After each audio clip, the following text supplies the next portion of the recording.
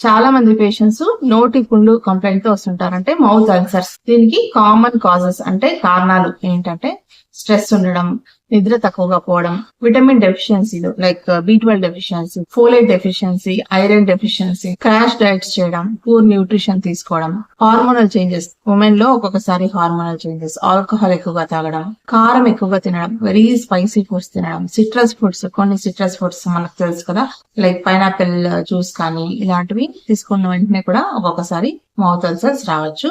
కొన్ని toothpaste especially sodium lauryl sulphate అని ఉంటది అనమాట కొన్ని టూత్ పేస్ట్ లో, దాని వల్ల కూడా ఒక్కొక్కసారి నోరు పగలొచ్చు అనమాట. కొన్ని వైరల్ ఇన్ఫెక్షన్స్ లో, కొన్ని autoimmune conditions like Behcet syndrome అంటాం, coeliac disease, Crohn's disease, ulcerative colitis, ఇలాంటి కండిషన్స్ లో కొన్ని మెడిసిన్స్ లైక్ మెథోట్రెక్సేట్ ఇలాంటివి ఇస్తుంటారు ఆటో ఇమ్యూన్ కండిషన్స్ లో, వీటి వల్ల కూడా మౌత్ అల్సర్స్ రావచ్చు.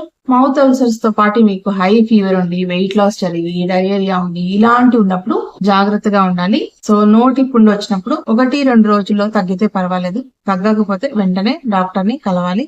మీ కండిషన్ ని బట్టి ట్రీట్మెంట్ ఉంటుందన్నమాట.